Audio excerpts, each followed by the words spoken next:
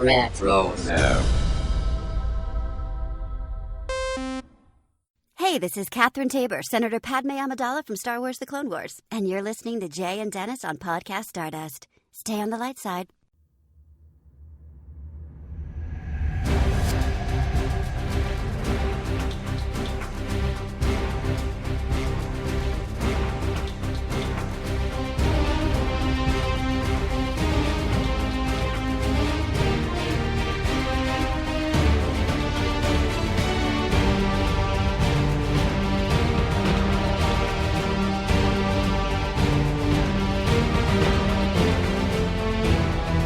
Welcome to Podcast Stardust. This is the fully armed and operational podcast dedicated to Star Wars news, reviews, and discussion. Misa, Dennis Keithley. Oh, you beat me to it. And Misa, Jay Krebs. And our rewatch of the Clone Wars continues in this episode. But before we get into that, Jay, you want to remind everybody where we can be found around the internet? We can be very easily found on Facebook, Instagram, and X at Podcast Stardust. Yusa did a good job. All right. The dish is aligned. The signal is boosted to maximum output. The shield is down. We are done talking like Jar Jar for the moment, and we are now broadcasting to the galaxy. So, yeah, we're goofing off because we're talking about episode 8 of season 1 of the Clone Wars, which is called Bombad Jedi. This is one that if you've watched the Clone Wars, you most likely remember. But Jay, with that having been said, you want to go ahead and give us the episode summary, please? Sure. And I love how you said we're done talking like Jar Jar for the moment. That was a good Yes. disclaimer. Okay. Mm-hmm. When Senator Amidala arrives on Rodia for a diplomatic mission, she discovers that Senator Anaconda Farr, an old family friend, has made a deal with the Separatists for food and protection, and Padmé is part of the price for joining. After she is taken prisoner, Jar Jar Binks and C-3PO attempt to rescue her. Jar Jar is mistaken for a Jedi by Newt Gunray and the battle droids, which inadvertently creates a diversion as Padmé frees herself. Just when it looks like Newt Gunray will have Padmé executed, yet again, the Republic arrives, Anaconda pledges his loyalty to the Republic, and Chancellor Palpatine promises aid to Rodia. Mm-hmm. So what do you think about this one? All I can think of is Anaconda don't want none unless you got food, son. Okay, you beat me to that. I was actually thinking the exact same thing earlier. Oh man, that cracks me up. So no, again, just like you said, I mean, this is one of those very memorable Clone Wars episodes, and of course it is because it's Jar Jar, and Jar Jar is Jar Jar. But I think one of the things that also stands out in this as well is just the resourcefulness of Padmé once again, and her very bad relationship with the Rodians, or not the Rodians, with Newt Gunray and the Separatists. And, just how she gets herself out of it. But I mean, just the antics between Jar Jar and 3PO and, just Jar Jar in general. I think probably my favorite thing is the how did that Jedi cloak get in here? Mm-hmm. Gee, I wonder. Yeah. Okay. Let me interrupt you for a second on that one. I thought about our conversation about the Clone Wars last week when I saw that, and fortuitous timing because they open the closet and there's a cloak, and Jar Jar is going to use it as a disguise, and he says, how did that get in there? Who's this belong to? And 3PO's response is, I it's something along the lines where he deliberately pauses and lies to Jar Jar about this. He's like, I don't know, and he knows Love that. Anakin and Padmé are married. He was at the wedding. Right. And he's covering for this. And so I don't want to rehash the entire conversation we had on our last Clone Wars episode about 3PO and whether he deserved to have his memory wiped or not. Mm-hmm. But he's keeping the secret. He's not telling anybody here. When presented with direct evidence, he lied. He said he doesn't know who it belongs to. It is Anakin's robe. We all know this. It wouldn't be any other Jedi's robe in that closet. Right. Yeah. And that's such a good point too, that I hadn't thought about with 3PO, that he can keep a secret. I know I give him a bad rap sometimes because he does like to blab, but definitely in this instance, he proved that he can keep his trap shut. That's for sure. Yeah. I mean, it makes me curious about the programming. I don't know that Anakin was responsible for all the programming as much as putting them together, but here we are. He's able to mislead Jar Jar, to lie to someone who's a close confidant of Padmé's in this case. Also, I love the way Jar Jar kept calling him Threeso you Yes. know, getting his name mixed up on that. But while we're on the topic of 3PO, I think Anthony Daniels did a fantastic job Oh, yeah. doing his voice in this one here. When the ship gets destroyed, it's like, and the ship is destroyed. Typical. Just Right. I can't do that delivery that he did there. And his kind of theme and indignance when Padme is trying to let Jar Jar down softly when the Chancellor, he contacts her. It's this right as this episode's beginning and says, "Okay, you're on this diplomatic mission, but why have you shown up there without clone troopers?" And she's this. I made this comment before, and I stand by it that in season 1, all the actors had some settling into the roles of doing. Mhm. But, like, Padme gets really defensive in that moment. And that, it's like, "This is a diplomatic mission, and Anaconda Farr is a family friend." And she's getting, like, really worked up in the response in all of this. Mhm. And then Palpatine makes the comment, "Well, okay, fine, but this is a delicate situation, so I would suggest maybe only letting the experienced people, they know what they're doing in this," directly talking about Jar Jar, especially after he Right. sends the ship tumbling there. And so she lets him down, like, "You need to look after I need you to look after 3PO. You know how he gets in trouble." And again, and this is why I started this whole thing. 3PO is like, Me getting into trouble of the two of us here?" So anyway, that was a standout for me, but I really liked Mhm. 3PO's presence in this episode. I thought he really added something. Definitely. And that you say that, I was thinking the same thing myself as I was watching this because I thought, oh my gosh, just the voice acting really puts you into the element of Mhm. Star Wars. And of course, that you're watching an animated show and you know that it's the Clone Wars and that kind of thing. So, and Kat Tabor, of course, does an amazing job as Padme, but you're right, it's I don't necessarily want to say out of character for Padme, but it is definitely a lot more of an extreme side to her Mhm. that we haven't seen. And the way that it was delivered was definitely a little different than what we're used to. But Well, yeah, and with it's not just Jar the acting, Jar, it's the direction there oh, as for well. sure. Yeah, So, for sure.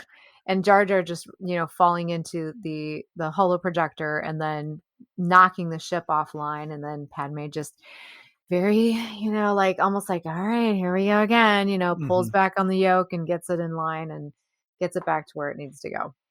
Yeah. That brings up a moment that I love in this episode as well, where, she's freed herself and she reconnects with C-3PO. And there's this news that there's this Jedi around because everyone's mistaking Jar Jar for a Jedi since he's wearing the robe. And that, she overhears that. And I can't remember exactly what the sequence is. She's like, "Okay, well, get back to the ship and, send a message to the Republic." And C-3PO's response is, "I am afraid that the transmitters on the ship are not operational." And then she's like, "Well, Yeah. what's wrong?" And then she's like, "Well, the ship has been destroyed." And she goes, "Battle droids?" And he says, "No." And then she goes, "Jar Jar, Jar Jar."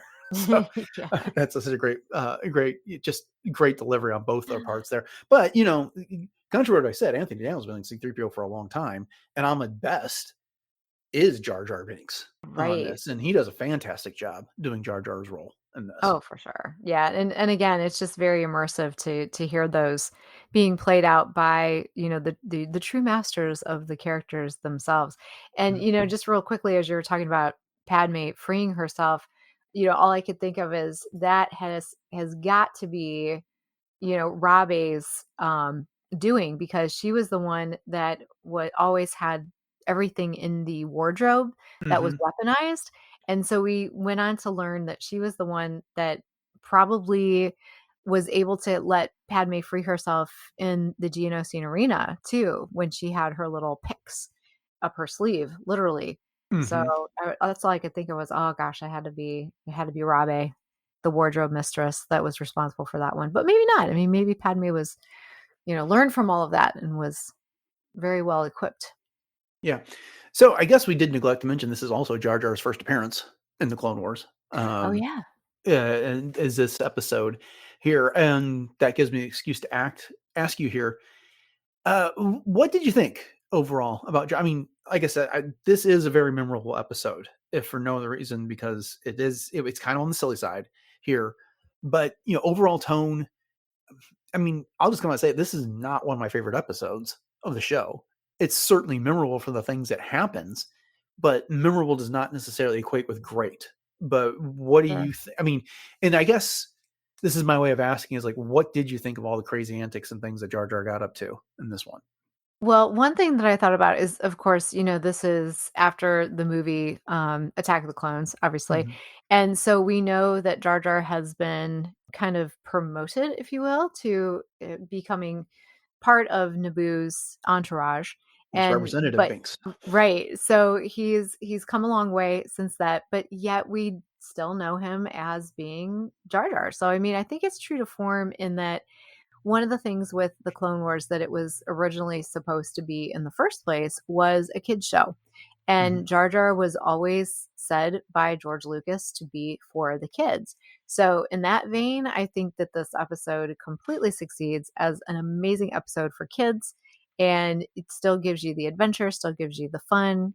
But again, gives you that laughability as well. So, but it's still endearing. Even like you said, it's not, is it the greatest, the Clone Wars episode? Absolutely not. But is it still fun? Is it still memorable? Does it do what it needs to do in that it shows us where loyalties can go awry, especially with someone like Anaconda, who was supposed to be a friend of the Naberries all the way back. And of course, Padme makes a very big note to, go into that exposition about how close they were when she was Mhm. younger. So, bottom line, I think it did what it needed to do, and I think Jar Jar did what he needed to do. Okay, I mean, fair enough. I mean, for me, it it's a very fine line between endearing and just silly, I think. And this gets really close on that line, I think. Um, but that being said, it's just kind of a he fumbles his way through this for the most part. What I like about Jar Jar is he's got an enormous heart and he's incredibly loyal to Padme and his friends. And he's very gung ho, always encouraging, come on, Threeso. See, there's our Jar Jar Love it. imitations again. And over this time, and that I liked, but he kind of stumbled into being mistaken as a Jedi. And then later, he's doing the weird dancing thing where people are shooting at him, and then he stumbles into meeting the Quazzle Maw, which is the space slug, the swamp slug that's in the water under there and stuff like that. So yeah, and the other part of this is that juxtapose this to what we were just talking about in the last episode, where Ganacht gets run through with a lightsaber, Mm-hmm. and so you go from one like, well, that's a kid show, and they're doing something that violent there, and then this week we've got you know Jar Jar's antics and stuff like that. Quite a juxtaposition between the two Yeah, of them there. it is Uh, indeed. The Jar Jar's being the Quazzle Maw whisperer over here, which mhm. I, again, just real quick, I did appreciate that because it did show Jar Jar, he was trying to talk to the swamp creatures. And at first he didn't like it, but yet he did strike a chord with that creature and he was able to befriend it. And that was one of the things that allowed them to succeed. So I thought that was pretty cool. Oh yeah, definitely. Okay, one other criticism I have about this: how many Rodians are on Rodia? Because there's only two in this entire episode. There Mm-hmm. are more battle droids, there are more clone troopers, and Padme, Jar Jar, and 3PO outnumber the Rodians that are in this episode here. I know they're dealing with a budget and there's limitations that come with the cost of this animation, but it was, Anaconda Farr and his assistant were the only two Rodians we saw this entire time. Right, right. I don't know. I guess that maybe that was designed just to show who was in charge, question Well, mark, I mean, you it's know? really a budgetary thing, and Oh, they yeah, weren't going to for make more sure. Rodian models and stuff like that. But while we're on the topic, this episode kind of works against the stereotype of Rodians. The stereotype being Greedo, and Oh, then yeah. it being the bounty hunter. Wald wasn't particularly impressive when we got to see him in the Phantom Menace. There, I can't think of any other Rodians that would have shown up in Star Wars at this time. Mhm. But Anaconda Farr is an intelligent politician trying to do the best for his people, as opposed to a greedy bounty hunter like Greedo. Yes, that's a good point, and the fact that he also speaks Basic as opposed to, Thank you God for know that. kind of right? Yeah. Instead of the, snouty sort of, language that we get from Greedo, which of course he was speaking Huttese, but still. But But his yeah, aide spoke that yeah, way. yeah, true. Yeah. So we got That's a little bit true. of both.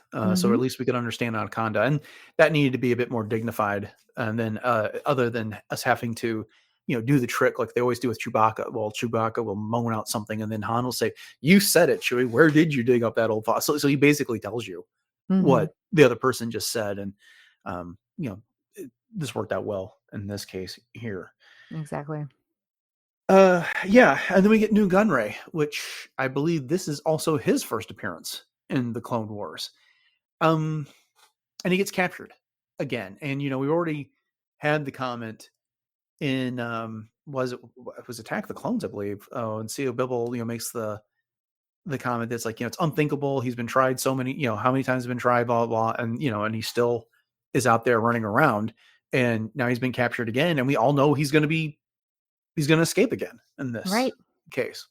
Yeah, yeah, and he keeps getting plugged into places, for being utilized as a tool, basically. But it's definitely deja vu when he says things like "take her away," kind of Hmm. thing, as we saw in the Phantom Menace. But I mean, these two, Padme and Newt Gunray, definitely have a lot of history together and not liking each other. And Newt Gunray's always had it out for Padme. Obviously, he's wanted nothing more than to get rid of her.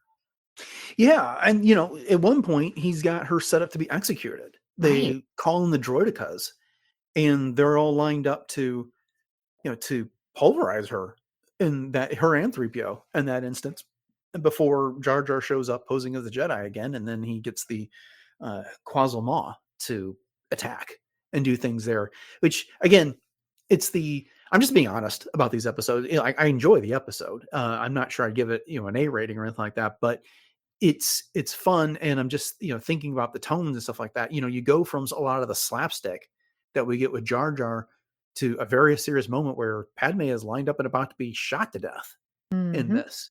I don't know, it kind of washes over you in the moment, but when you stop and you think about it, it's like, wow, okay, that took a dark turn there quickly. Yeah, it's true.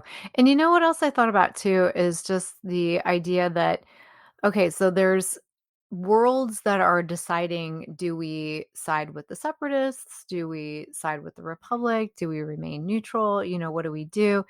And you would think that after something like this, that this stunt that was pulled on Rhodia with Padme almost getting executed and Newt Gunray being responsible for this, wouldn't word get out that this is what the separatists do? But yet, you know what I'm saying? Yeah. Well, and But it's a yet good people point because this ignore that. comes, yeah, I mean, it comes up like very early in the episode when Anaconda Farr is turned on Padme and she's being led to her cell. She's been in her cell, and now Anaconda is escorting Newt Gunray to that cell to see her. Mhm. And Anaconda asks, where's the food and the supplies that you promised us? And Newt responds, "Oh, it hasn't arrived yet? Well, after we've dealt with Senator Amidala, I will take your complaint and for consideration at a later time." Right. Right. Yeah. But here's the flip side of all this. At one point in this episode, after Padme realizes that Anaconda's turned on her, she starts protesting.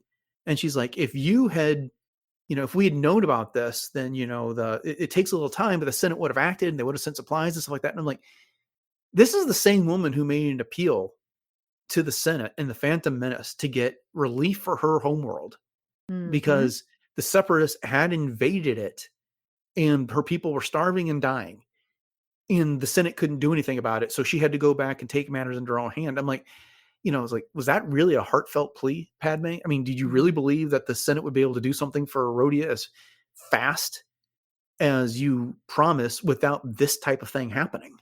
Right, right. Yeah, I mean, I guess the only answer to that is just that perhaps Palpatine has acted a lot quicker than Valorum, and she's been able to see that with other worlds since. I mean, that's complete speculation, Sure. of course, but But don't you I kind of see where think you're that, going with it. Yeah. yeah, I mean, it kind of feels like, Palpatine is caught in an oops, my bad moment Mhm. here. Oh, there's separatists on your world. and you're on the you're on the verge of defecting to the Separatists. I got to do something about that right now. So Palpatine is on the verge. If he doesn't do anything, he's on the verge of having to send a couple of star cruisers there full of clone troopers to potentially fight off battle droids on this. And it is kind of a CYA type of a moment here. It's like, oh, this has just got brought to my attention. And Yeah. it's a political move on his part that, there's no denying what just happened here, because Padme can show up in the Senate and make a report about this. And so he has to do something. I mean, it comes off in this episode that Palpatine is genuinely concerned and, oh my gosh, how did I not know this? And, more heartfelt apologies, and we're sending relief right now. But this was all part of the plan. Oh, for sure. Oh, yeah. I know. It occurred to me while I was sitting there watching this that, obviously, Palpatine is rooting for himself in all of this. Mhm. And he's setting up this entire game. I mean, he's playing both sides of the field with this whole thing. And he's just moving the pieces as pawns the way he wants to move the pieces. And you're absolutely right. I know it. And every time, we've even talked about that before with the movies with Mhm. Palpatine. It's like, oh no, please come back. Yeah. Kind of like, do I really mean this? No, but I'll act that way. Yeah. And then that gets back to the beginning of this episode when, he talks to her about, like, why haven't you taken clones? He's not so concerned about her safety as much Right. as that, when she's there with a whole bunch of clones, she loses her invisibility, because when she lands on Rodia, she's wearing that purple turban type Mm-hmm. thing on her Mm-hmm. head. And so she's got some anonymity that she was planning on taking advantage of there. And of course, Anaconda Far blows that right out of the water by, turning her over to the Separatists. By the way, I forgot about that look for Padme. We're all familiar with the white catsuit thing because that Mm-hmm. showed up in Attack of the Clones, but the purple headscarf, turban, whatever you want to call it, that was one of the action figures that came out of the Clone Wars, and I'm pretty sure that was the first version of Padme that I bought for my son. So Oh, wow. yeah, That is so so cool. I hope Really this is cool. not a false memory on my part, but I'm pretty sure it was one of the first versions. So Oh, that's really cool. Of course, yeah. all I could think of when I'm seeing this little turban is, well, it's got the House Naberi or the Naboo symbol Mhm. upside down and like alternated across the rim of it. Mhm. And so I'm looking at this thing going, I wonder if I could take some like purple crushed velvet and etch this and make this for myself. But did you notice too that Jar Jar was also wearing purple? So I thought that that was interesting because that's always been Padme's house color, you know what I mean, is purple. Was it his And tie that was that color? yeah, well, yeah, he was wearing it on his tie, and then he had, like, these arm sleeves too with the fingers cut out of them, and Mhm. they had, like, different they didn't have the same Naboo symbol, but they had more of, like, sort of, like, swirls throughout them, but I just thought it was interesting that they were both purple, and, Oh, of course, yeah. that's where my eye goes, so Yeah, yeah, I'm looking at the image of him now from the, episode guide. Yeah, definitely, his sleeves are purple as well, you're right. Yeah, but I know, according to the episode guide, that turban for Padme was actually designed for Attack of the Clones, but then they just never ended up using it for whatever Mm, reason. So, hey, no good design goes to waste, as we are used to hearing absolutely, with yeah. these things. But yeah, that's the episode there. The other thing I'd note is that the episode guide points out that the Quasar Mall, the big slug creature, was actually based on a Ralph McCoy design intended to be a swamp creature on Dagobah. So that was another neat little bit of Mhm, trivia for there as well. yeah. That kind of brings us to the end of the episode. Do you have anything else you want to bring up about this before we wrap it all up? Did you know that the notice that the clone troopers, were wearing green and white armor? Is that a coincidence? 'Cause, Well, it was on Commander Conton Gree that was in charge there, but but yeah, Rodians are green? I suppose. I just know Gree wears green, but yeah. There you All right, go. then. Well, that'll bring us then to the end of this discussion of Bombad Jedi, which, oh, yeah, that was apparently supposed to be a name that Jar Jar picked up over the course of the episode and it got cut. So there you go. Mm, But yeah, that's our end of our discussion of Bombad Jedi, which is episode 8 of season 1 of the Clone Wars. We hope you've enjoyed it here on Podcast Stardust. And if you did, then hey, like, rate, subscribe the podcast wherever it is that you get your podcasts, and that'll make sure you get all the episodes downloaded as they come out, and it'll help us get a little exposure as well, which we always appreciate it. Then head over to retrozapp.com and check out all the wonderful content that's over there. Jay Shepard's got his 31 Days of Horror going on this month for Halloween. So if you're into horror movies, he's got a lot of great discussions of that over there. And you can check out all the podcasts that are on the network, including Agents of S.H.I.E.L.D. Case Files, Animaniacast, Brews and Blasters, Dork Lair, Doomcast, Enjoy Stuff, Love, Death, and Robots Plus, Superhero Suite, and Warp Trails. And yeah, so Jay, I want to remind everybody what our social media contacts are and where else they can find us online. Absolutely. So we are most conveniently and easily found on Facebook, Instagram, and X at Podcast Stardust. And you can also check out our Pinterest boards and our other outlets as well, which include YouTube and YouTube Music, which does have all of our episodes, as well as a way for you to rate and subscribe and do all the things, and also to interact with us as well. And we are literally on every podcatcher that you can think of, as well as other streaming services, such as Spotify, Audible, and all the things. So please make sure that you do share the show if you are so entitled to do so. And we would really appreciate that. And if you want to engage with us in real time, we are on Discord, and we are part of the Wretches App Discord server. So as Dennis was just mentioning, there's tons of shows on the Wretches App Discord server, and we are just one of many. So check out the link in our show notes for that. And you can also check out the link for our TeePublic store, which we have 7 different show logo designs available in our store. And you can get everything from t-shirts, sweatshirts, and other types of apparel to some home goods as well. And every one of those purchases does help to support the show. So we would really appreciate it if you would do that. And if you do happen to get something, make sure that you snap a picture of it and tag us on one of our social media outlets. And we would love to share that out. Okay, well, before we say goodbye to everyone, you want to remind everyone what you've got going on with cosplay. Sure. So my Instagram is where you'll find me, which is at j.snipscosplay. And just a couple weeks ago, I was at the Cleveland Gaming Classic, and I was a special guest there. So I have tons of pictures from that. And then upcoming, I also have an appearance on the 13th in New Philadelphia, Ohio, where I will be Ahsoka one more time. So I will also have some more pictures from that. And then in December, I will be at GalaxyCon Columbus. And I'm definitely going to be Ahsoka for one of those days, since I'm going to be meeting Hayden Christensen. I just can't say that enough. Mm-hmm. But at any rate, and then I will also be having some other things sprinkled in here and there as well. So if you want to catch me as Ahsoka, as Hera from both Rebels and the Ahsoka series, as well as Princess Leia, my original concept Mandalorian, or my fourth sister, once again, head over to j.snipscosplay on Instagram. Okay, so upcoming on the show this Wednesday, we are looking at the new Star Wars audiobook that's available on Audible called Padawan's Pride. And then Friday, we end the week with a look at some Star Wars news. So with that having been said, thanks for listening to episode 791 of Podcast Stardust, everyone. Have a great week. And until next time, may the Force be with you.